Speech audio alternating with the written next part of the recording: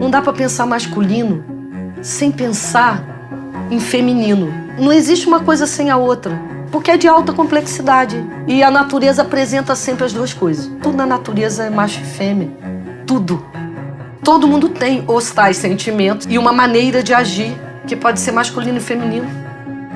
Na astrologia, o sexo está no pacote do mistério e do oculto.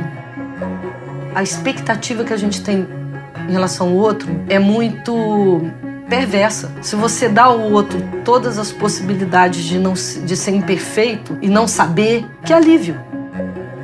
A sociedade funciona como adestradora à medida que você não mora dentro de você. Que a primeira coisa é vá para dentro de si. Olha bem. E depois pensa uma conduta para o século XXI. Deixe os outros em paz.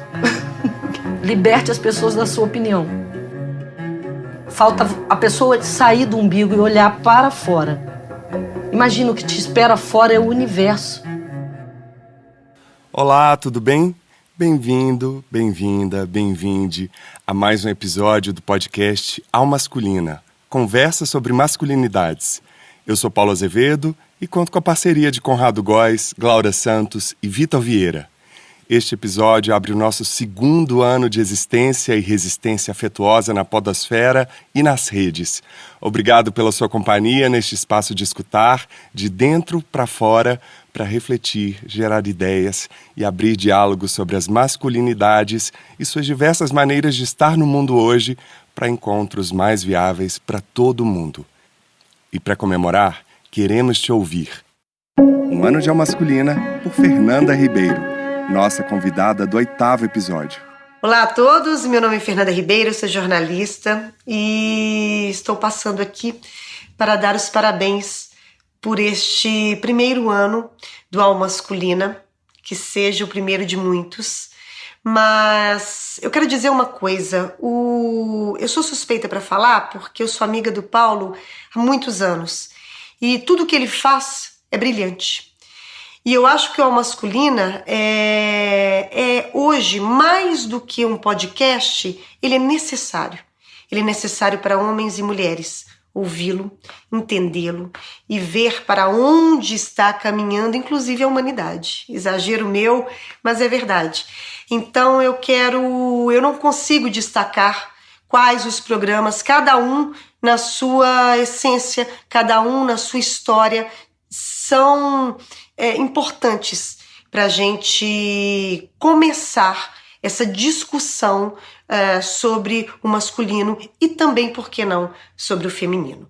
Então, Paulo, a única coisa que eu tenho para te dizer é que eu te amo e que o Almasculina ganhe mais e mais pessoas, porque nós merecemos esse programa. Um beijo, parabéns.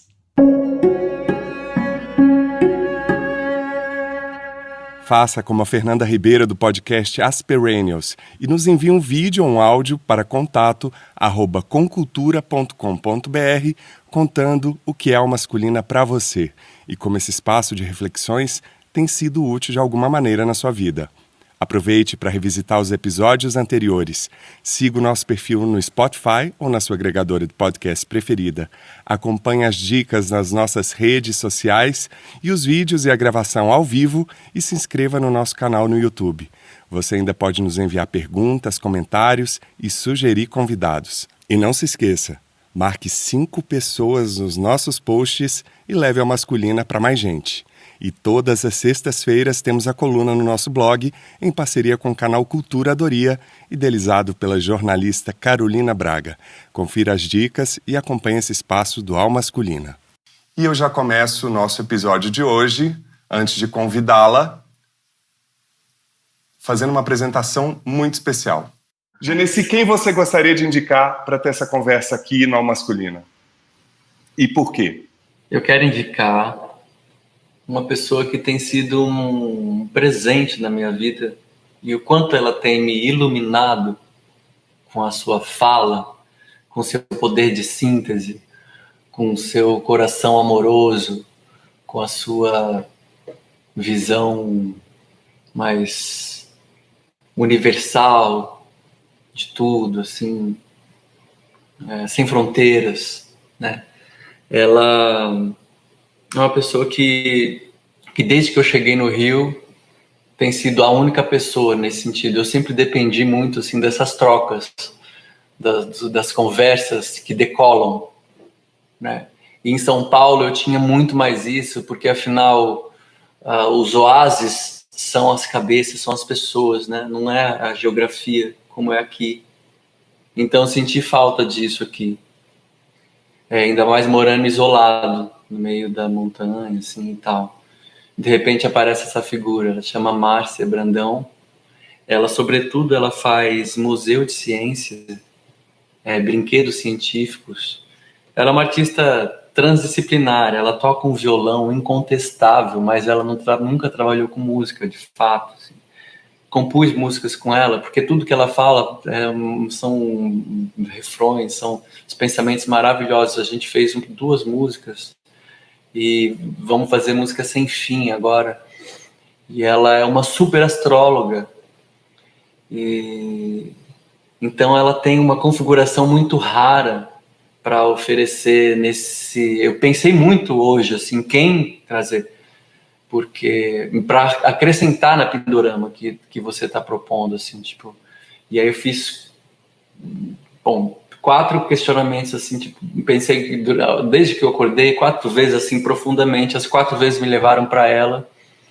Ela se chama Márcia Brandão e com certeza, assim, o que ela vai trazer vai ser uma colaboração, além de tudo que já foi dito. Porque depois da entrevista que você teve, Paulo, com o Zé Miguel, eu falei, gente, zerou o assunto, né? E Márcia, com certeza, vai trazer, ela não tenho dúvida, vai trazer um outro tempero para a coisa. Já tô ansioso. Eu tô ansioso mesmo, porque eu tô aqui direto de São Paulo e ela lá no Rio de Janeiro. Márcia Brandão, bem-vinda ao Masculina. Tô sem fôlego aqui com essa apresentação. Fiquei um pouquinho... Uau! Eu fiquei super curioso quando ele falou de você, porque são frentes tão distintas que eu não sei como te apresentar. Como é que você gostaria de se apresentar pra gente? Eu saí de casa com 14 anos para estudar porque eu era muito CDF. Ninguém deixava a pessoa sair com 14. Eu morava numa roça. Eu vivi na beira de um rio grande, cheio de praia de rio e ilha, só remando. Isso era onde? Cambuci, noroeste do estado do Rio. Aí eu saio porque eu amo estudar. Então eu tive muitos momentos de estudo de tudo que é coisa que você imaginar. Escrevi um livro, com 17 publiquei, meu namorado tinha uma gráfica, publicamos. Me interessei por meio ambiente desde muito cedo. E todos os livros sagrados, o Tao Te Ching, o Bhagavad Gita. Então eu tinha amigos de todas essas áreas. Eu queria saber a respeito de muitas coisas variadas. É uma mente inquieta, né? A pessoa quer saber muita coisa. E isso dá o estímulo. Violão era o seguinte, lá na minha cidade todo mundo tocava violão. Todo mundo tocava. E eu ganhei o violão criança. E tinha 20 professores. Então todo mundo me ensinava. Eu sou amante da MPB, amante. Quando eu fiz o meu mapa e o dos meus pais, eu pensei, meu Deus, uau, isso aqui é impressionante. Era o meu pensamento. Será que é mesmo? Vamos fazer muitos mapas? Vamos avaliando. A pessoa interessada em tudo, ela acaba se metendo em tudo, assim, se envolvendo. Tem muito a ver com estudar, com aprender, sabe? O fato de fazer museu de ciência traz muita informação privilegiada que você não teria se não tivesse nesse empenho. Ninguém sabe um monte de coisa. Porque a gente é criança para a ciência. Você estuda ali no ensino médio fundamental e nunca mais, né? Então, por exemplo, a gente fez um museu da Quinta da Boa Vista, que queimou. A gente fez a sala de paleontologia, onde preguiça gigante, tigre de dente de sabre, que convivia com o humano. E essas coisas vão trazendo reflexões. É basicamente isso. Porque eu sei que trabalho com museu é apenas uma das suas vertentes. E é curioso, antes de você falar as outras vertentes, eu acho muito interessante isso que você já abre o episódio falando, porque o A Masculina é quase um aprendizado compartilhado com os ouvintes e espectadores do projeto. E eu tenho a mesma sensação, você falando das ciências, eu tenho a sensação desse tema das masculinidades, das sexualidades como um todo, que a gente não aprende dessa maneira na escola, né? Não tem acesso, ou tem acesso hoje com a internet, mas não sabe nem como procurar, não tá ordenado de forma inteligível, uma coisa assim, né? Ninguém arrumou pra você. Exatamente. Então tá bagunçado lá e você fica do... meio sem colunas em vertebral. Quando você fala do seu trabalho dos museus, eu fico com uma certa tristeza de não ter tido acesso a esse tipo de museu, esse tipo de pensamento, né, dos museus interativos que você faz à frente da MBA Cultural, que é a sua empresa que você tem desde os meados dos anos 90, né? Mas eu sei que você também tem a música, que você é uma incrível violonista e que também é astróloga há 40 anos. Conta um pouco sobre como essas coisas todas se cruzam no seu caminho. Eu vou falar uma coisa muito legal, porque os gregos ensinavam pelo trivium e o quadrivium. O trivium eram as ciências da palavra, a oratória, a origem das palavras. Você aprendia a falar e pensar, né? O discurso, a retórica. E o quadrivium eram as matemáticas. É aritmética, geometria, música e astronomia. Música e astronomia fazem parte das matemáticas porque são desenháveis, assim, geram equações. Eu tenho pena do ensino da matemática como ele é feito. Pena. Porque tem uma beleza na geometria que você pode ensinar e todo mundo vai aprender e vai amar. Então a astrologia, ela sai desse assunto. Ela vem de um assunto que é pura matemática. O mapa é geométrico. Você lê uma geometria. Então é lindo, porque tem uma segurança matemática, né? Onde tudo tem solução. A matemática é bom. Porque é um território onde as coisas têm solução. Não tem solução em lugar nenhum. Mas na matemática tem, entendeu? Não, e você falando, eu tenho pânico de matemática, sou formada em edificações, escola técnica, eu tenho pânico de calculadora, dessas coisas. É uma assim. pena, né? É uma, uma pena, porque, por exemplo, a astrologia pode ser ensinado para uma pessoa de 10 anos tranquilamente. Estamos falando de uma camada de conhecimento. Porque o conhecimento tem camadas de aprofundamento, né?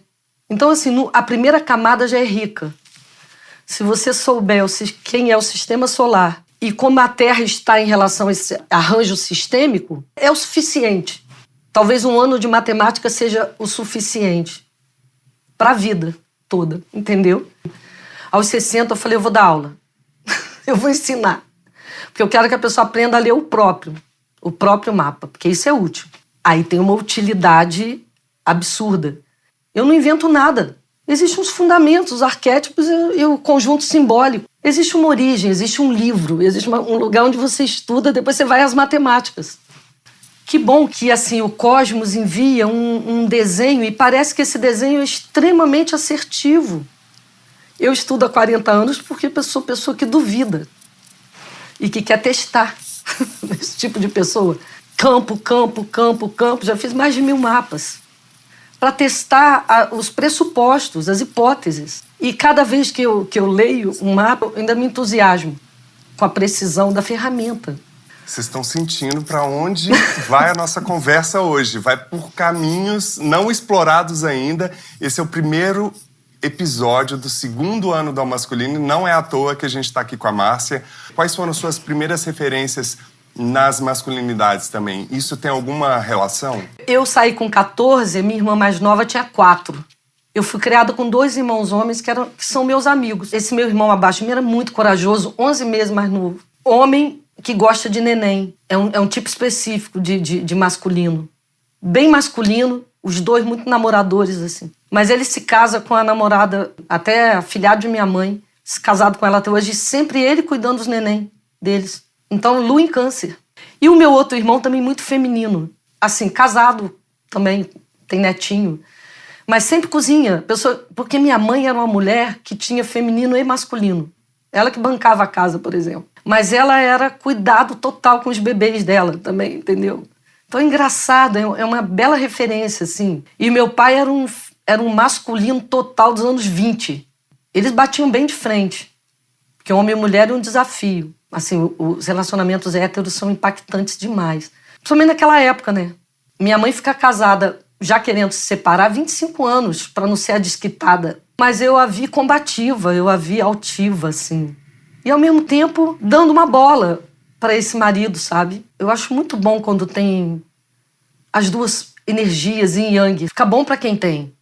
E não colocar como estanque num lugar de sexo, né? De que o homem tem uma forma de ser, de que a mulher tem outra forma de ser. Meu amigo, eu acho engraçado, tudo se refere a sexo, né?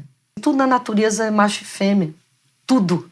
As plantas vão trocando fluidos para gerar vidas, criaturas. Tudo nesse mundo é binário. Tudo é dois. Para acender a luz, você precisa de positivo e negativo. Então, como é que é um sem outro? É um com o outro, o tempo todo, para formar unidade do quê? Luminosa.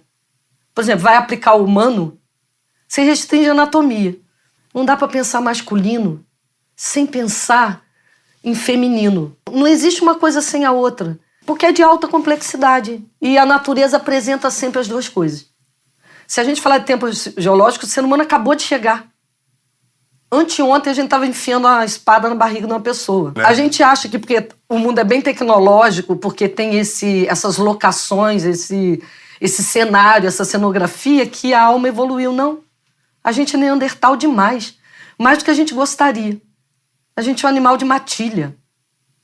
A gente ainda funciona no confronto. A gente estava fazendo isso ali 300 mil anos, tá? Mesma coisa. Montando exército, arrumando umas armas, contra alguém que vinha pegar sua caverna. Olha que terror, que o mundo ainda funciona no confronto. É muito atrasado. Por que os homens estão na dianteira do mundo? Porque é o mundo dos exércitos, é o mundo de você ir lá e conquistar uma coisa e matar uma fera. Que triste, Márcia. Astrologicamente, a gente vai estar aqui para ver alguma evolução nesse sentido? Não, pensa bem, eu fico brincando que a história nem liga. E o tempo geológico não liga também pra gente, não. Pode ficar aflito à vontade. Porque as coisas caminham num volume de interconexão que tá fora do seu controle. I'm sorry. Eu gostaria mais suave. Que a gente pudesse estar mais na arte, na filosofia, na interação. É isso que a gente quer agora. Isso é individual também, né? Na falta da sociedade estar menos louca, Reich falou, o século XXI é peste emocional, essa que é a doença. Se não tivesse essa doença, a gente agora tem tudo para todo mundo ter tudo que precisa. Ó, Neandertal de novo. Todo mundo precisa de um lugar seguro para dormir, precisa comer e precisa ter água e limpar. Então, assim, se você não dá isso, você tem uma situação péssima para a sobrevivência das pessoas, né? Em geral. O conjunto da obra é cartão vermelho, 10 jogos sem jogar, sai. Eu brinco que os 3 reinos querem que a gente saia. Mineral, vegetal e animal. Todo mundo quer a gente fora.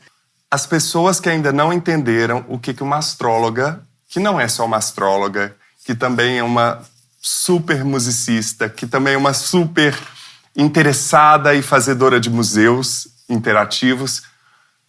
Quem ainda não entendeu o que é astrologia e quais seriam os arquétipos mais relacionados às masculinidades, Márcia? É muito legal essa pergunta, porque me dá a chance de dizer o seguinte. A Terra é um planeta bem pequeno, orbitando em volta de uma estrela bem pequena. Só na Via Láctea, nossa galáxia, tem muralhas de galáxias. A gente tem um pontinho a nossa galáxia, a Via Láctea.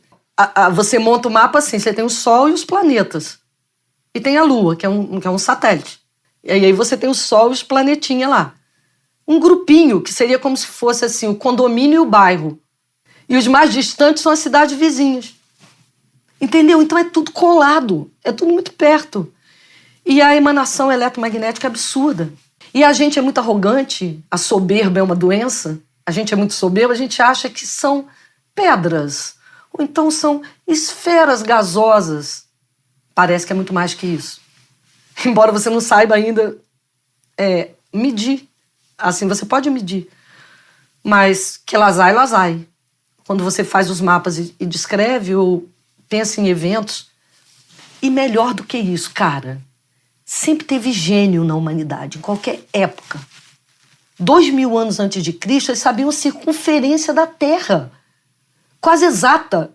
Aqui, todos os alérgicos à matemática não conseguem nem imaginar como é que o cara calculou isso. Realmente você acha que árabes, indianos, chineses, yanomamis, maias estavam errados ao observar 5 bolinhas, porque são 5 bolinhas andando, além do Sol e da Lua? A astrologia é o ciclo das 5 bolinhas. Vou falar Sol, Mercúrio, Vênus, Terra, Marte. Todo mundo colado um no outro, colado no Sol. Um espaço, Júpiter e Saturno, gigantes. O Sol é 100 vezes maior que a Terra e Júpiter 10. Então, gigante, logo ali. Urano, Netuno e Plutão, ninguém sabia. A astrologia mundial correu até o século XVIII sem Urano, Netuno e Plutão, entendeu? Isaac Newton, que é um dos mais famosos, né, um gênio da humanidade, ele estudava astrologia. Ele observava os ciclos e os eventos terrestres. Aí ele chega lá na Royal Society de Londres, aí o Halley, do cometa Halley, duvida, fala com ele, mas como assim? Como é que isso poderia ser possível? Aí ele tem uma resposta que eu acho ótima. Eu estudei isso. Você vai, estuda, depois volta para a gente conversar a respeito. E outra coisa é matemático. Os caras observavam os ciclos.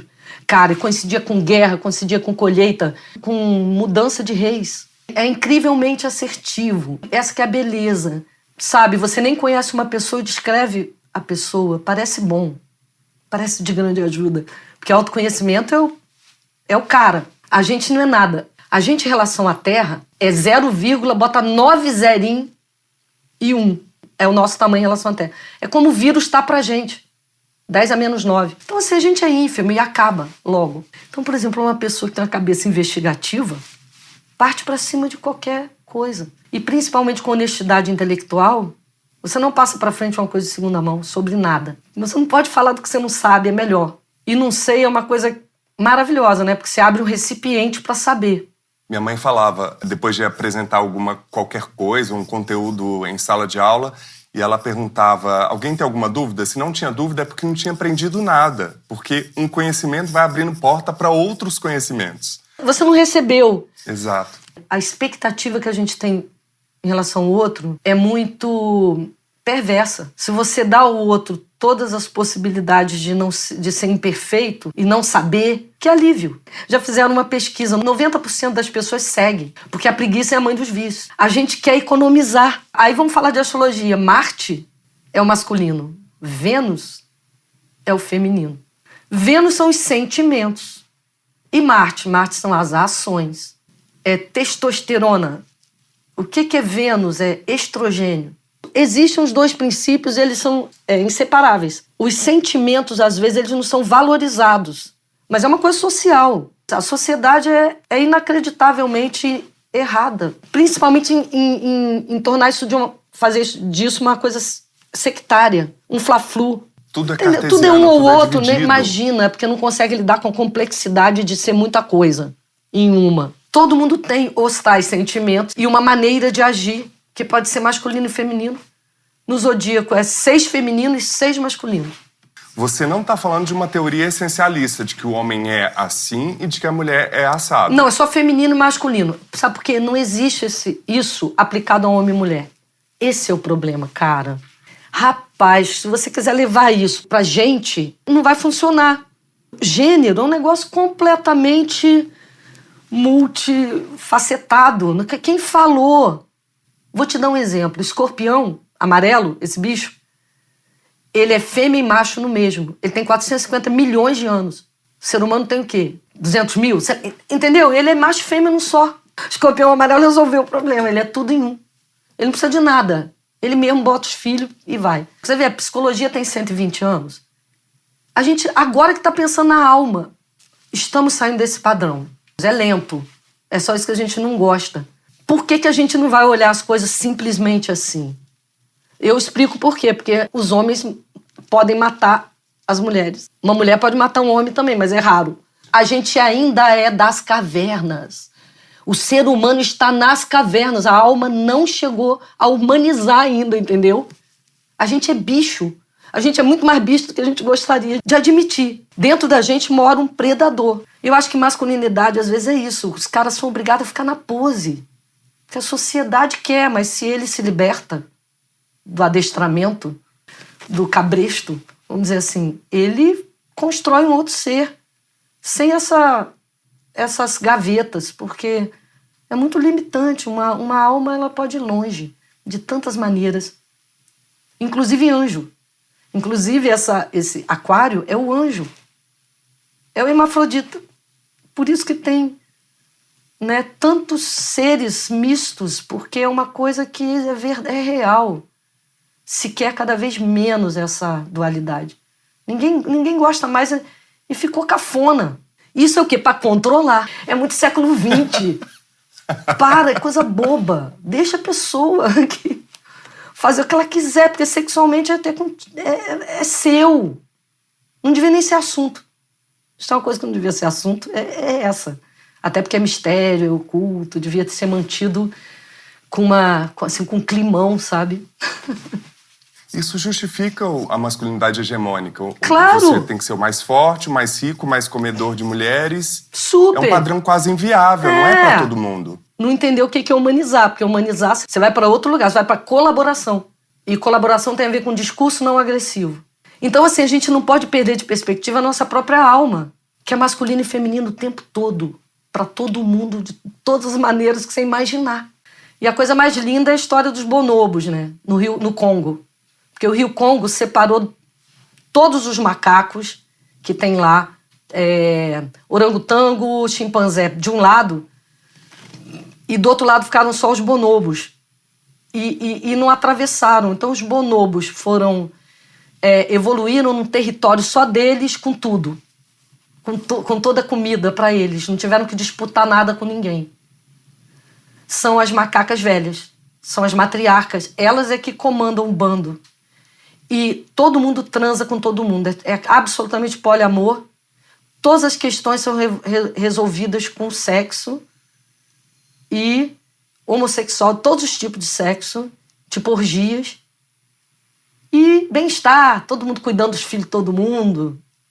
Reina a mais absoluta tranquilidade com essas matriarcas, as mais antigas e fortes e tal. Do outro lado, quando tem disputa, nossa, aí virou essa humanidade que tem, né? Todo mundo brigando com todo mundo, disputando. As fêmeas, às vezes, são sodomizadas pelos jovens machos. O chefe tem sempre um alfa. É bastante cruel e bastante da guerra. Olha o mundo à sua volta. É guerra para tudo que é lado. É um negócio quase que parece um jogo de tabuleiro. Como é que esse conjunto maior ainda está nessa? Por exemplo, vou dar um exemplo, no próprio Brasil. Peraí, infantaria para quê mesmo? Todas as guerras serão de drone. E são coisas lançadas. Por que tem esse povo todo aí? Então, assim, como é que ainda estamos aí? Estamos aí porque as coisas chegaram até aí. O que temos para hoje é muita agressividade. E a agressividade é o nosso instinto. Se a gente não entende isso, a gente até acha legal ser agressivo quando a gente tem razão, quando é legítimo. Mas isso não é humanizar, porque humanizar você teria que conter isso, esse instinto homicida que quer pular no pescoço. Você teria que meio que conter e dar uma destinação a essa coisa sombria. Mas isso é cada pessoa, entende? Não tem método, não tem nada. Tem que começar com admitindo. Eu vou jogar mais pimenta nessa sua reflexão, porque eu trouxe um convidado do Alma Masculina que mandou uma pergunta para você. Oi, Paulo. Oi, pessoal do Alma Masculina. Oi, Márcia. Aqui é o Nelson Job, dos Transaberes. E a questão que eu tenho para a Márcia é a seguinte. O Einstein, claro, baseado na relatividade, ele dizia que Deus não joga dados. Ou seja, que o universo tinha regras bem precisas. Já o Niels Bohr, baseado na mecânica quântica, ele dizia que Deus joga dados. Ou seja, que o universo tinha uma certa indeterminação. Eu, particularmente, baseado nos Transaberes, eu concordo mais com a turma da teoria do caos, que eles vão dizer que Deus joga dados viciados. Isso quer dizer que o universo não tem uma precisão, mas tem uma tendência. Isso envolve a minha cosmovisão, como eu entendo a vida, como eu entendo o cosmos. E talvez a gente dê para adequar uma certa visão da astrologia nessa lógica. Queria saber o que você pensa disso, tá bom? Um abraço, gente. Tchau. Perfeito. Perfeito. É exatamente isso. Dados viciados. Perfeito. Eu queria dizer o seguinte, existe arbítrio, mas não é tão livre assim. Em que sentido? Seu corpo já te limita. A sua classe social te limita. A existência humana é limite para todos os lados. E você tem uma impressão digital e provavelmente você continua sendo, de alguma forma, para sempre, meio do seu jeito. Aquilo que você chama de meu jeito, ou meu estilo, ou não sei o que, não sei o que. Então a gente está muito limitado também por essa autovisão. A gente mesmo dá um jeito de solidificar comportamentos e pensamentos, por economia. Porque se você tivesse que rever seus gestos, suas palavras toda hora, isso ia te dar um trabalho incrível, o famoso trabalho sobre si, né? Você tem toda a condição de se transformar, mas pouca gente nem acende uma luz amarela, tipo, tô errado, mandei mal. Muitas vezes não tem nem isso. Porque eu tô errado, mandei mal, você começa a ter planos de corrigir a rota, o lugar que você mora, a comida que você come, sei lá, mil coisas. São muitas variáveis, né? Mas é um pouco viciado, porque você vê o mapa, ele descreve bastante bem. Mas é porque você, quando você nasce com um visual, você não muda.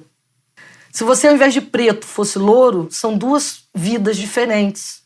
Claro, se você vamos dizer, se você é treinado, se você é adestrado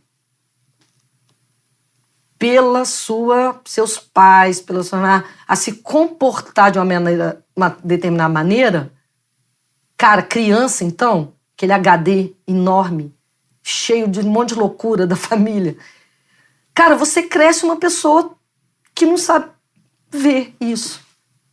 E que tem um medo danado. Eu acho que toda agressividade é um medo absurdo de ser atacado, que ficou lá no seu DNA arquetípico, entendeu?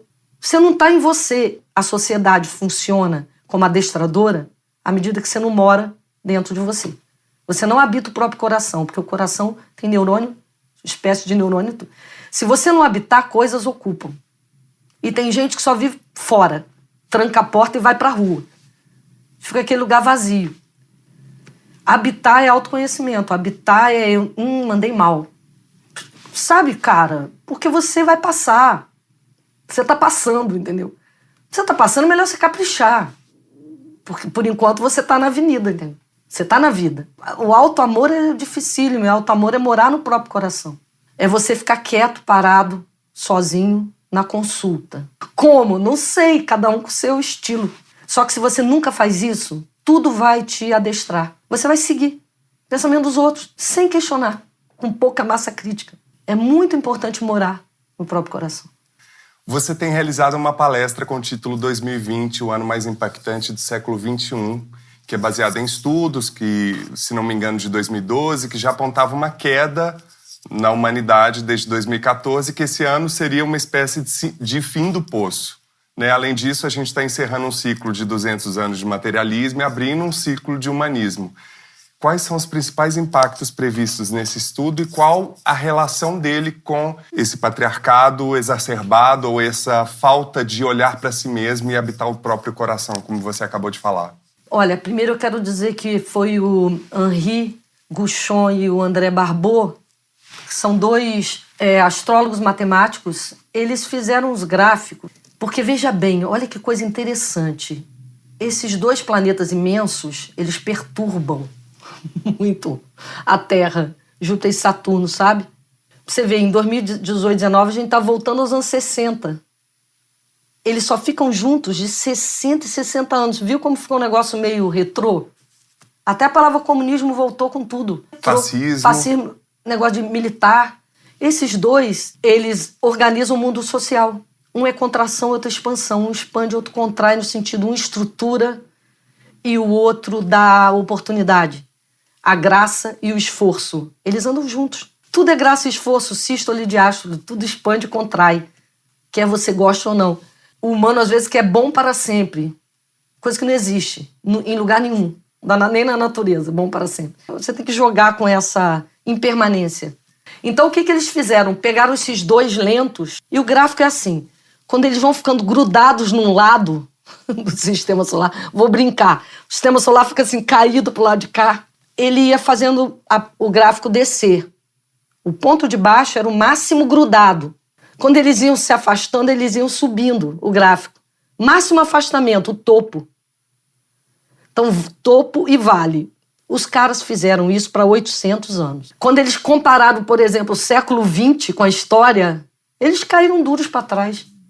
Todo o vale eram as guerras e grandes crises econômicas e pandemias. Durante 200 anos, essas grandes conjunções são em terra, em signos de terra. Capricórnio, Virgem, Touro. Por isso, materialismo. Tem 200 anos de burguesia. Se você pensar bem, nos últimos 200 anos, houve a consolidação dos bilionários, milionários. Então, assim, o que eles falaram em 2012? Capaz de ter uma pandemia. Por causa do gráfico matemático. Não tem nada a ver com previsão de nenhum tipo de coisa metafísica, não. Quando eles fizeram, falaram, o cara publicou isso. E falou tudo que poderia acontecer com a economia, porque muita guerra tem a ver com a economia. Quando eu ouvi isso, em 2019, eu fui num congresso internacional de astrologia, eu não sabia. Eu estava vendo aquela conjunção, tipo anos 60 de volta, sabe, um pouco assim. Eu não vou falar só para os meus amigos, não. Eu preciso falar para o máximo de gente que a economia vai mudar completamente, que se a pessoa gosta de comprar, para ela se algemar em algum lugar ou procurar um médico. Porque ela vai ter que levar o custo dela a zero. É um pouco uma lógica. Parou, vai tudo parar por causa da biologia, da ecologia. Né? É tudo vinculado. O Fórum de Davos, em 2019, 2.100 e poucas pessoas têm mais da metade do dinheiro do mundo com 2.000 e poucas pessoas. Então, isso é absolutamente inaceitável. Então, são recursos imobilizados. Imobilizados, né? 2/3 imobilizados, são herança. Capitanias hereditárias, coronéis. Eu sempre achei que a gente não tinha saído da monarquia. Quando a riqueza foi entrando na mão de poucos, eu falei, peraí, mas isso aí não é monarquia? Todo mundo precisando, entende? É super inaceitável com tanta tecnologia, ninguém devia estar faminto e nem não estar morando. Agora, os governos estão tendo que abrir o cofre e dar um dinheiro, né, para as pessoas. Aí fala assim, o governo vai ficar pobre, eu não quero nem saber. O Brasil ficou pobre daí. 10% do PIB... Como ficou pobre com tanta gente rica não, e os políticos não quero e nem vários saber. outros com tantos benefícios, né? Pode ir ficando pobre aí, dando dinheiro pro povo. É isso que eu acho, entendeu? E eles foram obrigados, nada os obrigaria. Veio algo biológico e todo mundo ficou de joelhos. Então, assim, é trágico, como a história humana é trágica, de A a Z. Sobra nada. E 2020 é o mais fundo. Depois continua subindo e descendo e tal, então sobe... A partir de 2021 sobe, essa que é a boa notícia. Né? Sutilzinho, 21, 22. Depois até 28 sobe bem. Então nos espera algo luminoso ali na frente. Depois desce, mas não tão fundo quanto 2020, entende? A gente vai colocar, para quem está acompanhando o episódio, no site do Alma Masculina, tanto algumas dicas dessa palestra mais detalhadamente, que é imperdível, e também esses gráficos. Aspas.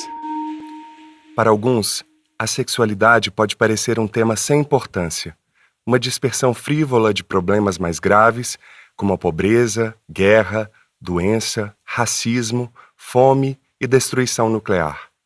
Mas é justamente em épocas como esta, quando vivemos com a possibilidade de enfrentar uma aniquilação inimaginável, que as pessoas tendem a sair perigosamente dos eixos no que diz respeito à sexualidade. Os conflitos contemporâneos ligados a valores sexuais e condutas eróticas têm muito em comum com as disputas religiosas de séculos anteriores. Eles adquirem imenso peso simbólico. As discussões relacionadas ao comportamento sexual muitas vezes se tornam um veículo para deslocar angústias sociais e descarregar as intensidades emocionais concomitantes a elas. Consequentemente, a sexualidade deveria ser tratada com especial cuidado em tempos de grande estresse social. O domínio da sexualidade também tem uma política interna, desigualdades e modos de opressão próprios. Assim como acontece com outros aspectos do comportamento humano, As formas institucionais concretas da sexualidade em determinado tempo e lugar são produto da atividade humana. Elas são permeadas por conflitos de interesse e manobras políticas, tanto deliberadas quanto incidentais. Nesse sentido, o sexo é sempre político. Mas há também períodos históricos em que as discussões sobre a sexualidade são mais claramente controvertidas e mais abertamente politizadas. Nesses períodos, o domínio da vida erótica é com efeito renegociado. Políticas do Sexo, de Gayle Rubin. Esse trecho ele é de uma antropóloga e ativista, que é a Gayle Rubin. É um texto dela que chama Pensando em Sexo, de 84. E eu fico ainda tão impressionado como é atual algumas questões que ela traz. Agora, conversando com você, astrologicamente, deve ter algum sentido em tudo isso. E ela foi responsável por inaugurar, de alguma maneira, essa reflexão sobre o assunto na antropologia e nas humanidades como um todo, alterando o modo como a gente pensa e fala sobre sexualidade hoje. Tudo isso que você fala, Márcia, para mim está estritamente relacionado com esse pensamento da sexualidade como uma ação, um ato, um gesto político, né? Totalmente. Na astrologia, o sexo está no pacote do mistério e do oculto. É algo tão poderoso que pode matar você quando você é preterido em função do seu desejo. A pessoa que se vai com o seu desejo, ela leva vidas. Ela leva sua vida. Aí você fica morto um tempo, porque ela te conduz a um mistério que é a função orgástica. Desaparece você por alguns momentos e você quer isso sempre, até para sair um pouco de você e para um prazer absoluto, erótico e tal. Então, assim, a gente precisa muito de erotismo. A mente interfere muito. E aí cria todo tipo de desvio. É uma coisa que é natural, todos os bichos copulam. O ser humano não, ele independe do cio, ele provoca o cio, né? Então ele já saiu para uma outra vertente. E essa vertente, ela é perturbadora, muitas vezes, porque se o seu desejo é satisfeito, se você não está frustrado, você está numa espécie de céu. E se você não consegue, você está apaixonado e você não tem, você fica numa espécie de inferno. Então, se você não tem prazer com outras coisas, você só tem prazer aí, cara. Se você tem parceria, é uma fonte incrível, inesgotável de prazer, mas você fica muito dependente químico da pessoa. Você pode fazer isso de uma forma muito lúdica. Eu chamo até de pesca esportiva, que é um pouco... Como é que seria isso? Você pega e depois você... Tchau, entendeu? Vai embora, deixa de volta. Sem muito apego. Sem apego. Então é possível. Eu acho que as novas gerações, elas estão super treinando isso, poliamor. O problema de poliamor é a agenda só. Você vai inaugurar tanta coisa mais libertária, porque é muito escravizante, entendeu? E o ser humano é terrível. Se ele tiver um poderzinho, ele vai querer usar. Em geral. É um negócio que é tipo vulcânico. É uma atividade vulcânica, o tesão, né? O desejo intenso e tal. E toda pessoa é assim com todo mundo, uns mais, uns menos. E toda essa variação sexual sempre existiu. Só que incomoda, a gente é muito visual, muito voyeur. Você fica incomodado de ver a felicidade sexual do outro. Isso é uma coisa que não dá pra entender, Você né? devia, celebrar. Mas nós somos uns egoístas incorrigíveis. A coisa é séria. A gente não está pensando coletivo ainda. Estamos começando esse mais 200 anos de humanismo sem pensar coletivo. Sem pensar coletivo que você vai ser voto vencido. Porque a primeira coisa é vá para dentro de si. Olha bem. Assim, de verdade, né? Olho no olho. Sem aliviar. E depois pensa uma conduta para o século XXI. Deixe os outros em paz. Liberte as pessoas da sua opinião. Que aí você vai ter uma existência, porque você nasce, vive, depois você morre. Então, antes de morrer, é melhor você repensar como é que você vive. De olho nos outros. Como assim? Por quê? O São Tomás de Aquino fala, perder-se no variado. Só no varejo. Você não tem interesse em você mesmo, jura? Humanizar tem muito a ver com pegar a própria vida. Não ficar terceirizando suas coisas. E você tem que fazer um ajuste. Todo mundo é desajustado. Agora, para fora é coletivo. Então, não segure a sua onda, porque as pessoas também reciclam. a sua parte tóxica. Você tem que ter uma usina de reciclagem emocional. Quando sair a aguinha, tem que sair limpinha. Quando você abrir a boca, tem que ser refrescante. Isso que é humanismo. Humanismo é todo mundo tem o mesmo valor. O cara caído na rua e você. O século XXI é ser tolerante com os intolerantes. Para você ser alguém, que é aquário, né? Uma inteligência fulgurante, muito esperta, que tá entendendo o arranjo. E é frio. Então tá esquentando a cabeça, não esquenta, porque tá vendo. Então a gente tem que migrar para o diálogo, pro triálogo, sem muita afetação. Intolerância tem muito a ver com afetação, tem a ver com sexo também, provavelmente insatisfeito. Você tá insatisfeito, não tá feliz com nada. Nada te dá alegria. Aí você fica muito carente, cara. Você quer transar toda hora, porque alguma coisinha você tem que ter, entendeu? Pra te reforçar, assim. Senão você fica baixa carga. Isso tem a ver com o fato de palavras como vulnerabilidade, comunicação não violenta, autocompaixão estarem se popularizando de alguma maneira, né, Márcio? Nós somos mamíferos carentes e agora estamos admitindo, entendeu? A gente tava na pose. Agora estamos podendo ser. Olha que bom.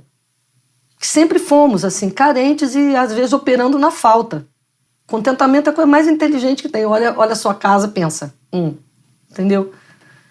E é legal. E é inteligente, porque é verdade, verdadeiro, né?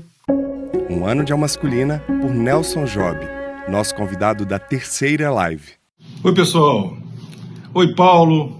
Oi, galera do Alma Masculina. Aqui é o Nelson Job dos Transaberes. Estou vindo aqui dar parabéns pela data e dizer que foi uma alegria enorme participar do Alma Masculina. O Paulo foi muito atencioso, estudou o assunto, chegou cheio de informação, com precisão.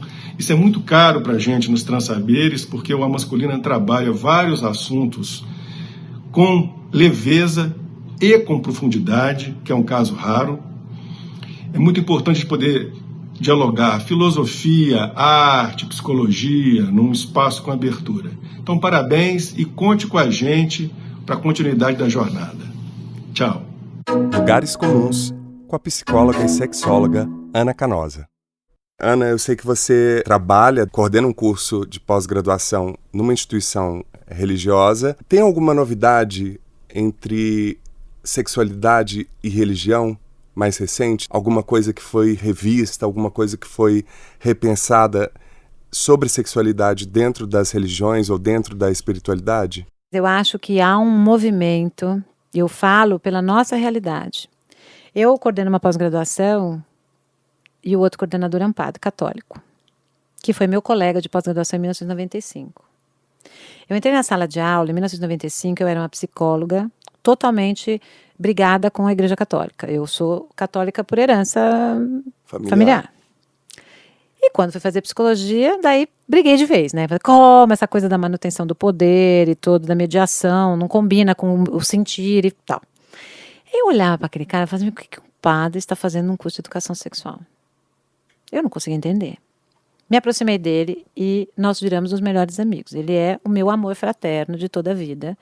E ele me fez compreender um pouco e respeitar os dogmas católicos, inclusive. Porque ele é um cara que luta dentro da igreja para que, pelo menos, a missão salesiana, porque ele é da missão salesiana, né, que lida com jovens, que a igreja possa abrir. Existem duas coisas. Existe o dogma, que é o que eu pressuponho como exercício da sexualidade para aquela população que assume esta fé. Uhum. Então eu pressuponho alguns dogmas. Só que isso é do plano do divino, não é do plano real, no sentido de que para eu chegar ali é um processo e nem todo mundo vai chegar. E o que eu vou fazer com essas pessoas que não chegam? Eu vou recusar? Eu vou preconceituosamente dizer que elas não podem frequentar a igreja? Então ele luta muito por essa abertura dentro da missão salesiana. E a gente levou o curso para dentro de uma instituição católica. Embora o curso seja alicerçado na pedagogia, ele não é um confessional, então ele não tem que ser de uma religião ou de outra. Mas ele, de alguma maneira, é dado numa instituição católica. Uhum. Embora eu não concorde com determinados pressupostos, eu respeito hoje em dia. Então, quando a Damares, por exemplo, a ministra Damares, propõe abstinência sexual como prevenção de gravidez para a população brasileira, eu vou dizer assim, ok, a abstinência sexual é um tipo de prevenção. É um comportamento de prevenção. E algumas pessoas, inclusive motivadas por sua fé religiosa e pelos dogmas da sua religião, podem se enquadrar nisso. Só que o nosso país, ele é múltiplo e a gente vive numa democracia. Então, se eu quero... E é laico. E é laico. Se eu quero atingir uma população e prevenir gravidez, eu não posso só propor abstinência. Então, este é o caminho que a gente tem que fazer na linguagem da sexualidade mediada pela religião ou pela espiritualidade. Embora eu, Ana Canosa, possa ter opiniões muito minhas sobre determinados valores e dogmas das religiões sobre o exercício da sexualidade alheia, eu respeito. Mas uma coisa, outra coisa. Eu não posso olhar para a população a partir da minha percepção individual. E querer impô-la de alguma maneira, né? A Igreja Católica, veja o Papa Francisco falando, por exemplo, que ele declarou que ele concorda, que ele acha que tem que ter educação sexual nas escolas, porque as famílias não dão conta. E eu acho que as famílias não dão conta mesmo. Só que esta educação tem que ser feita com pessoas especializadas. Então, aí você vê a Igreja Católica, de alguma maneira, né, se pronunciando num viés muito mais realista, distante daquilo do dogma, distante da sua proposta. Eu posso até propor, eu posso até achar que é melhor mesmo ser abstinente até o casamento e só transar depois do casamento. Eu posso achar. Qual é o problema? Eu posso achar. Eu, Ana, posso achar isso careta. Mas o outro pode achar não. Beleza. Só que isso é uma proposta que boa parte da população, nesta realidade que nós temos, não vai seguir. Porque pensam de outra maneira, porque estão vivendo o prazer, porque não veem o sexo alicerçado exatamente ao casamento e à relação monogâmica. Tudo bem. É complexo, né? Eu vejo ele fazendo um movimento interessante e vejo algumas outras religiões cristãs fazendo um movimento oposto. Tinha uma época que eu achava que a religião não devia se meter. As religiões não deveriam se meter no comportamento sexual das pessoas. Para que vai reger isso? Uhum. Só que o comportamento sexual, ele faz parte do seu estar no mundo e do seu... E as religiões, elas vão reger sobre o seu estar no mundo. Então, é quase que natural reger sobre a sexualidade também diante da proposta espiritual. Né? Então você vai ter religiões que vão propor papéis de gênero completamente separados, submissão, vão reger sobre virgindade, vão reger... Enfim, eu sinto que faz meio parte do processo, sabe? Infelizmente, embora não quisesse, faz um pouco parte. Mas o fato de eu reger ou de eu propor não significa que não fazer exatamente aquilo me exclua do processo espiritual ou da minha fé. E aí me entristece demais ter uma ministra que faz esse tipo de proposta totalmente guiada pela própria percepção num cargo público. Aí eu falo, aí eu me entristeço. Falo, gente, não dá. É essa a solução apontada para milhões de pessoas? Sabe? É tirar a cartilha trans do... Por quê? É tirar a palavra gênero do documento? A troco do quê? Agora, uma coisa que eu quero dizer que é muito importante para quem nos escuta, que trabalha, que é educador, inclusive, nós temos leis que legitimam o trabalho de educação e sexualidade nas escolas. Se você pegar o ECA, o Estatuto da Juventude, está lá escrito no Estatuto, que é obrigação da escola trabalhar, que é obrigação de formar os profissionais em sexualidade, inclusive, é obrigação. O Brasil é signatário de vários documentos internacionais que se propõem como meta trabalhar, reforçar o papel da mulher, trabalhar a equidade de gênero, assegurar o direito de gênero, de orientação sexual de todo mundo. O Brasil está lá assinado. Então, se um professor quiser trabalhar, ou uma escola quiser trabalhar, ela tem amparo legal. Não se recolham e não se acovardam diante do que vocês escutam falar. Vão em busca, porque a gente tem amparo legal. É uma questão de querer. Buscar informação. Não é porque não está escrito gênero, orientação sexual no Plano Nacional, na Base Nacional Curricular, que você não pode trabalhar e que você não precisa trabalhar. Você pode, só não está escrito, só tirar a palavra.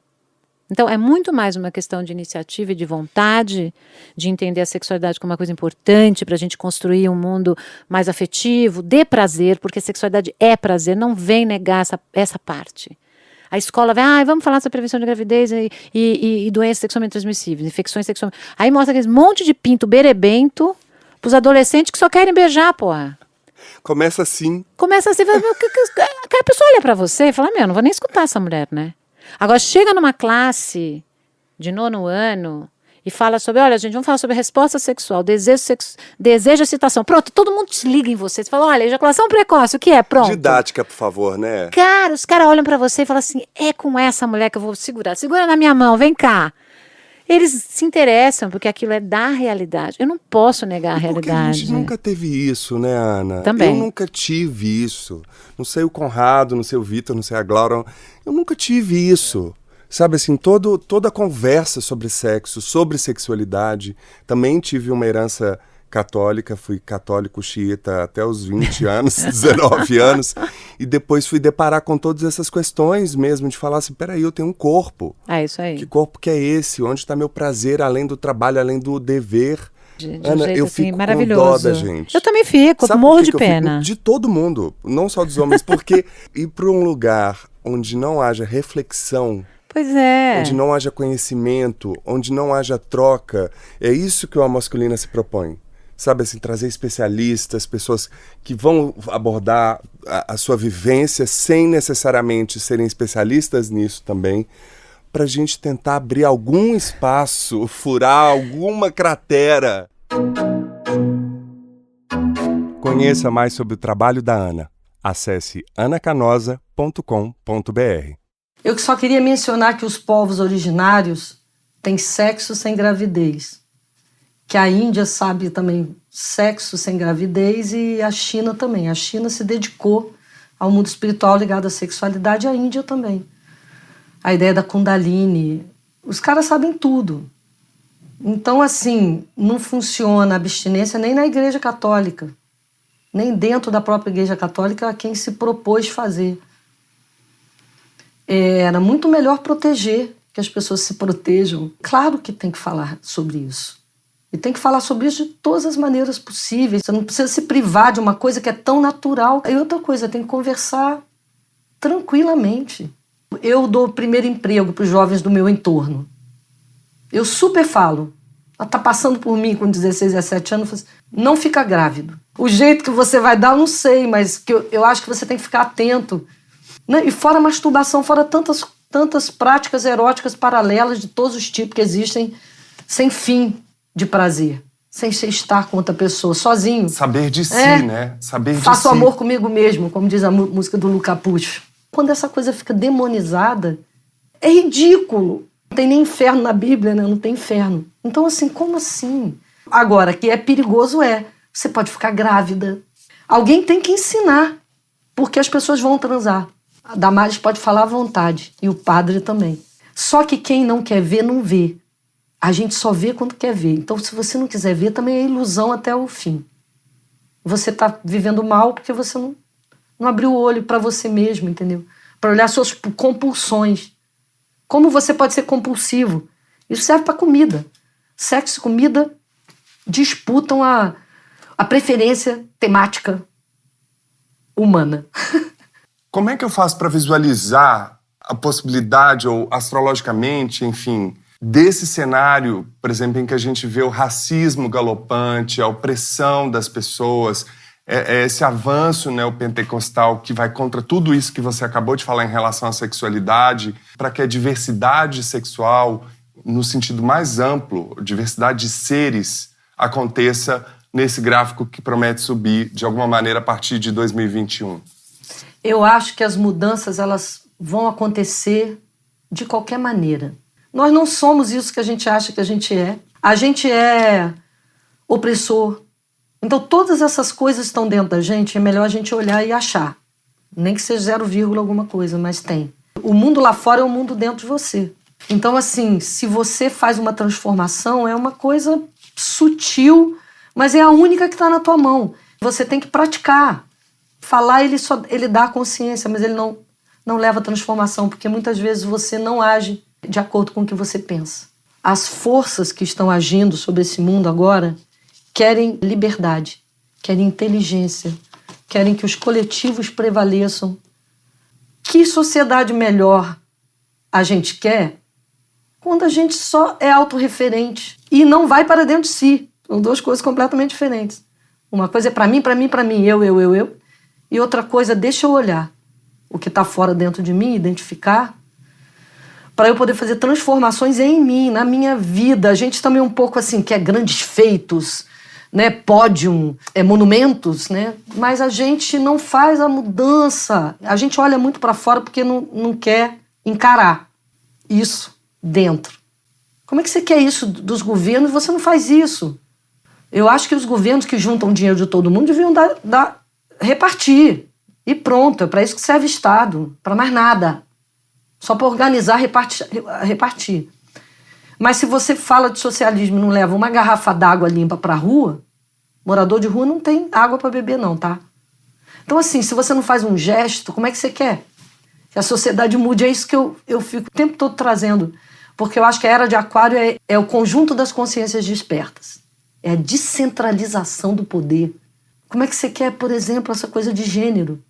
E outra coisa é para a pessoa não parar, ficar em casa, mas não parar de trabalhar, porque é tudo em Capricórnio. Você tem que ficar em casa, mas você não tem que ficar paradão, não. Você tem que ficar pensando a curto e médio, o que você pode fazer? Assim, o que você pode fazer com você mesmo?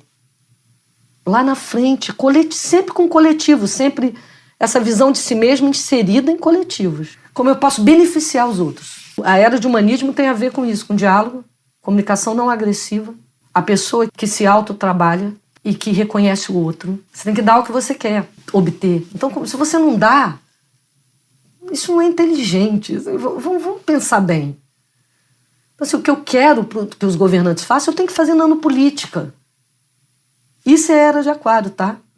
Não tem líder, não. Você tem que ter gestos de benevolência, sei lá, de amor incondicional. Aí fui longe, né? Aí já quis muito, tá querendo muito. Não, é palpável, porque a gente já vê, inclusive nas periferias, esse movimento acontecendo, dando uma lição há muito tempo de ações concretas nessa micropolítica. O próprio projeto do Emicida, que para mim é um dos caras que tem reverberado muito através de ações pautadas nesse lugar de afeto, de coragem, de compaixão, pensando todo. E eu acho lindo isso. Inclusive, eu já vou fazer um abaixo-assinado aqui com os ouvintes do Alma Masculina para a gente ter um canal no YouTube da Márcia, porque eu ficaria aqui dias te escutando e quero mais. Você mesmo acabou de responder a sua pergunta. Percebeu? Percebi. Olha que beleza. É porque eu bem. vivo essa utopia. É ela tá que me rolando, alimenta, sabe? Tá rolando. E vem com tudo. São os estertores do fim de uma coisa que ficam tentando se segurar. Os milionários do mundo estão querendo pagar mais imposto. Pode até ter uma motivação lá qualquer que eu desconheço, mas mudou isso. Isso está mudando. Essa visão. Parece que estamos mesmo numa grande transformação. Que bom. Talvez não na velocidade, talvez não no impacto que a gente queira. Esse canal é isso. Sim. Eu vou mover. Sim. Eu vou mover esse tema. Sim. Esse tema tá muito parado. Ele precisa ser falado. E falado nessa corrente, nesse recorte de trazer para junto. E vamos aprender junto. E vamos pegar essa experiência que você tem, essa sua visão. E já me alimento aqui, já vou pro próximo. E vamos, né? Fora do mar. Você já se sentiu como peixe fora d'água, inadequada? Você já se sentiu fora do mar? A vida toda. Eu nunca combinei muito, não. Eu acho tudo não muito bom. E podia ser tão bom. E aí eu fico... E, assim, eu não concordo com praticamente nada. Assim, como sociedade capitalista, esse mundo, né? Eu tô falando mais disso, né? Que é o mundo que eu cheguei nele. Eu acho muito ruim, assim. Então, falta muito estender a mão. Um negócio assim que você podia fazer, tipo, quieto e numa pequena escala. Imagina isso multiplicado, só o que a gente precisa. Uma mão que alimenta. E assim as pessoas acabam alimentadas, né? Então, Falta a pessoa sair do umbigo e olhar para fora. Imagina, o que te espera fora é o universo fora de você. Vá para dentro de você e depois saia. E vá contemplar o cosmos, entendeu? O universo. Cá entre nós, o que você faria para termos encontros mais viáveis, ainda que à distância, para todo mundo hoje? Rapaz, essa tecnologia que a gente está aqui usando, ela propiciou, né? A pobreza que impede a capilarização. Só a pobreza. E é um negócio facílimo de resolver, né? Se os governos quisessem, eles dariam acesso à internet. Eu sou uma fã da internet, eu sou apaixonada, assim. Tem lá o pior do humano, tem a Deep Web, tem coisas terríveis, mas é o humano, sabe? Só que o benefício de acesso à informação é inigualável, sabe? Isso é Era de Aquário, né? Porque é quase telepático, né? Você quer saber uma coisa, você fica sabendo na hora. Todo mundo te ensina a fazer tudo que era segredo industrial. Agora tem uma pessoa te ensinando, cara, no YouTube, com riqueza de detalhes. Isso é o acesso ao conhecimento, né? Nós estamos bastante perdidos, mas o conhecimento está lá, sabe? Mas há setas luminosas nos apontando que existe um caminho, né? Escuta aqui. Eu queria que você nos desse dicas de livros, filmes, documentários, música, enfim, o que você quiser relacionado aos diversos espectros da nossa conversa relacionada às masculinidades. Cara, eu andei pensando, né? Livro, eu pensei em Orlando, da Virginia Woolf, porque eu acho esse livro muito provocador. Desse impacto dessa história das variáveis da sexualidade, né? Das variáveis pessoais da sexualidade. Eu li muito jovem e eu realmente fiquei modificada com esse livro. E Grandes Sertões Veredas, sobre masculinidade, é de uma beleza épica para falar de desejo, para falar de amor. Então, é interessante, é provocador e tal, assim. Filme, que é Priscila, a Rainha do Deserto, porque eu acho esse filme uma coisa, eu amo. Eu acho sensacional, eu acho ele um monte de tapa na cara, assim. E é lindo, é afetuoso, é também terrível. Ele tem todos os ingredientes para você entender. Porque assim, a gente nem tinha que dar opinião na sexualidade do outro, né? Mas todo mundo quer enquadrar todo mundo. Então esse filme mostra isso, né? Mostra quebra de paradigmas ali, eu acho ótimo, assim. E que é terrível, mas também que é um impacto sobre sexualidade, que é O Caçador de Pipas. Tanto quanto o livro, quanto porque você fica com esse filme, O Caçador de Pipas, isso abre um entendimento de masculinidade, sabe, circunscrito a um grupo, mas que serve para todos os grupos, né? Então existe abuso em todos os grupos, não tem isso, é o tipo da coisa que não está circunscrito a nenhum critério. Por essas razões todas que nós falamos. Você tem que estar, bem para ver esse filme, entende? Senão você vai sair do filme destruído, assim. Tem esses tipos de filme, né? Mas é sensacional. Ficam resquícios em você, né? Madame Satã, do Karim Ainuz. Então, assim, você não ia conhecer esses personagens se você não visse no filme, entende? Quem leva uma vida burguesa, comum, não ia nunca saber. Minha Vida em Cor-de-Rosa, você não sabe que tem esse personagem. Pode ter um ou outro na sua vida, mas às vezes você não vai ver.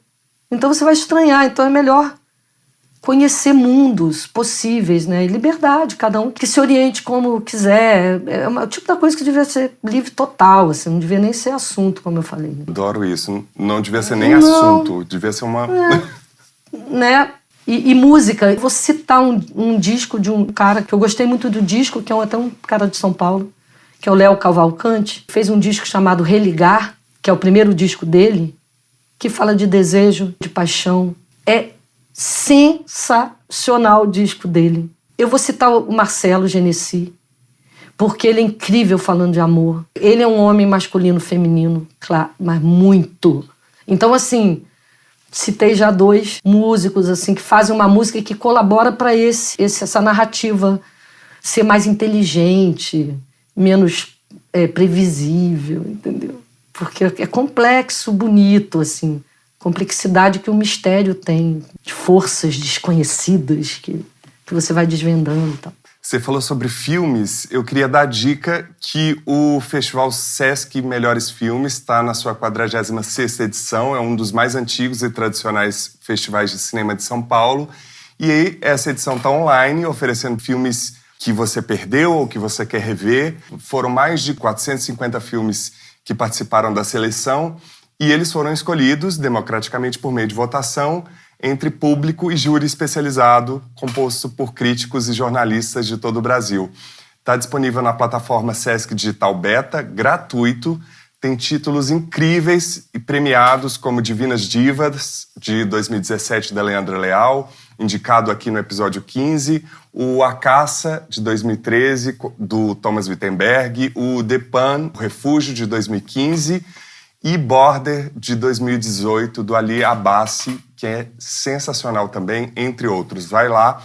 E a Márcia falou de diversidade, falou do Priscila, Rainha do Deserto.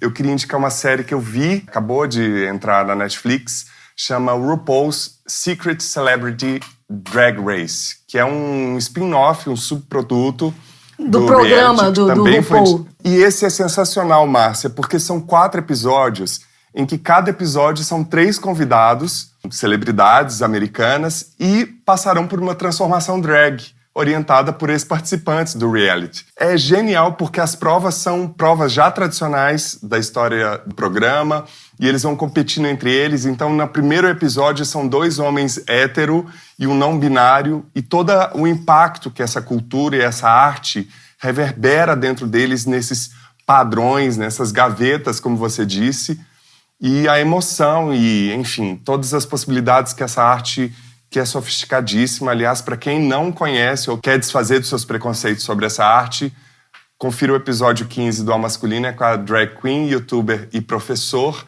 Rita Von Hunt. E essa série está disponível na Netflix, são apenas 4 episódios. É de rir e chorar durante os 4 episódios. Que Márcia, máximo. se você não viu, assista, porque é sensacional. Que bom. Querida, como é que faz para te achar nas redes? Astrologia, Reflexões e Visões. O trabalho com museus é o mbacultural.com.br e começamos no Instagram. A gente também, eu vou ter que falar, a gente faz tiny houses, né? As casas sobre rodas. tinybrasil.com.br. Eu queria saber o que é a masculina para você. A masculina, para mim, é a conquista, uma força pessoal, onde você consegue construir, porque você sai. Então, para mim, masculino é sai de mim. Eu saio e construo e consigo modelar o mundo, o melhor mundo, que eu posso, com a minha grande disposição de intervenção no mundo, né? Então, para mim, a alma masculina é muito uma seta que avança, levando assim, a história, e que, se isso estiver equilibrado, vai conduzindo de uma maneira... Se traz o feminino, vai conduzindo de uma maneira muito mais interessante, menos conflito. A gente tem que sair do reino animal nesse sentido, entendeu? O masculino tem que ser o provedor da beleza, entendeu? A serviço da força que o homem tem de avanço, assim, capacidade de enfrentamento. Mas tem mulheres, né? Muitas mulheres têm isso, né? Conheço várias. É muito bom, acho que seja assim, né? Sim.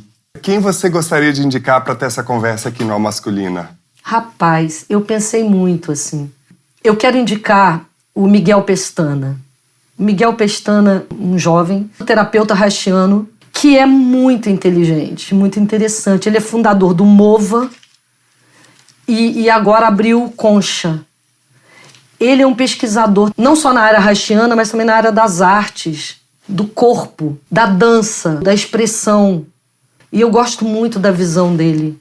Ele tem uma cabeça bastante ampla e é um representante desse novo masculino, eu acho. Ele é suave e, ao mesmo tempo, ele é másculo, assim. Então, é muito interessante quando você tem isso e completamente sem função do orgasmo, assim, ele se abre. E pensei que eu acho que, quando eu vi todo mundo que tinha vindo, eu pensei, esse cara é um cara super novo, de uma geração que está desenhando tudo isso de outra maneira. Estão desenhando de outra maneira. Quer Damares goste ou não. As pessoas são cada vez mais bissexuais, como possibilidade. Nem havia. E depois a pessoa pode até mudar de ideia, mas pelo menos ela experimenta o erotismo em outras formações, né? As mulheres, inclusive, mudando muito. As mulheres estão forçando uma mudança. E ele é um cara que ama as mulheres, então ele mais duas. Então eu acho interessante a visão dele. E eu adoro o Reich, né? Eu acho muito inteligente tudo aquilo que o Reich escreveu e que ele pensou. Acho novo. Tudo ele é contato. Se não há contato, não tem vida. Você tem que estar em contato, olhar e ver a pessoa que está na tua frente. Acho que a sexualidade também depende desses conceitos. Eu acho que ele vai colaborar muito, dando essa visão reichiana, assim, e de corpo. Ele é novo, mas ele é muito na vida, assim, muito presente. Então é isso. Miguel Pestana. Márcia, quando o Marcelo te indicou, eu já tinha percebido na forma dele falar de você muito carinho pela pessoa e por todo esse afeto e toda essa pluralidade de conceitos e conhecimento que você traz de uma maneira muito precisa. Eu espero que seja um primeiro de muitos encontros mesmo, Sim. Porque é uma aula te ouvir. É um prazer imenso. Eu também quero dizer que sobre Marcelo, que a gente é um caso de amor, de amigo, assim, aquela coisa auge. E agradeço muito as palavras dele, eu fiquei super comovida. E te agradeço demais o espaço, assim, que você cria para todo mundo poder Sempre que você quiser. falar. Estamos conectados. Estamos conectados, sem volta. Um ano de Alma Masculina, por Marcelo Genesi, nosso convidado do episódio 17. O Alma Masculina nasce da alma de uma pessoa que, com muito esforço, entrega e colaboração, levantou uma tenda de encontro para outras pessoas e por isso tem permissão para avançar para dentro do ser de cada um. A imagem que eu tenho é de uma jangada em alto mar, feita com a tábua das marés, uma jangada indestrutível, posta aqui para quem quiser subir nela, nesse momento de travessia tão importante que a gente está vivendo. E é disso que a gente precisa, de instrumentos de navegação que nos ajudem a chegar numa melhor versão de si mesmo. É isso que eu encontro aqui, para todas as pessoas, entre o masculino e feminino. Então viva Paula Azevedo e todos os seus colaboradores por esse ano de oferenda e de generosidade. Parabéns!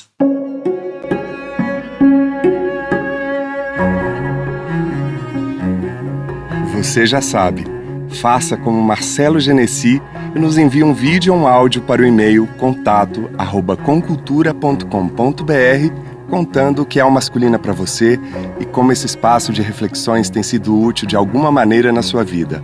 E para continuar essa conversa, visite nosso site. Lá você encontra todas as dicas dos nossos quadros, além da transcrição do Lugares Comuns, o episódio na íntegra e a coluna semanal no nosso blog. Anote aí, www.comcultura.com.br/almasculina. E continue nos enviando mensagens e comentários e compartilhe o Alma Masculina nas redes. Você nos encontra em diversas agregadoras de podcast, Spotify, Deezer, entre outras. E no Facebook /Alma Masculina Podcast e no Twitter e no Instagram @almasculina. Gostaria de agradecer muitíssimo a todas as pessoas que colaboraram, em especial as nossas convidadas Márcia Brandão e Ana Canosa. Também não posso deixar de agradecer Marcelo Genesi, Nelson Job, Fernanda Ribeiro, Roberto Vogel, Adriana Conrade e Soraya Azevedo, além de todos os convidados que confiaram no nosso propósito ao longo deste primeiro ano e compartilharam suas visões e experiências conosco. E quero mandar um abraço para todas as pessoas que acompanharam a gravação ao vivo deste episódio pelo nosso canal no YouTube: Patrícia Ferraz, Ruth Casoy, Dani Loren, Ruth Taquia, Lisa Thompson, Beatriz Gouveia, Marlos Araújo, Denise Teles, Regina Rangel, Guile Levaná, Heloísa Afonso e Ivone Brites. acompanhe as próximas. Bom, nosso episódio fica por aqui. O Ao Masculino é feito graças a Conrado Góes na trilha sonora original, gravação e mixagem, @Conza01, Glaura Santos na identidade visual e arte, @Glaura Santos, Vitor Vieira nas fotos e no registro em vídeo, @Vitor Vieira Fotografia, e eu, Paulo Azevedo, na idealização, roteiro, edição e apresentação, @Paulo Azevedo Oficial. Esse podcast é realizado pela Concultura. E você que nos deu prazer da sua companhia até aqui, muitíssimo obrigado e até o próximo encontro.